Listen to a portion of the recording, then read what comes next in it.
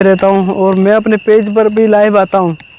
वो आप ज़रूर इमरान निगार व्लॉग इस यूट्यूब के नाम से पेज है, उस पर भी मैं लाइव भी आता हूँ। वो भी मेरी लाइव चेक ज़रूर देख लेना। और मैंने जो ये बोया माइक है, इसकी थोड़ी सी रिज़ल्ट अच्छी नहीं आती।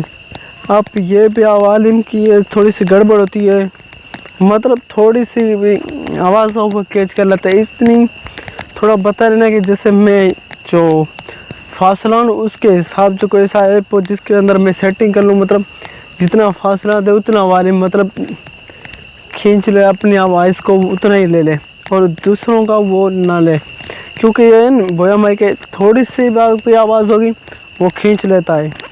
इसके हिसाब से थोड़ा ज़रूर बता लेना। दोस्तों मिलेंगे एक नेक्स्ट वीडियो के साथ।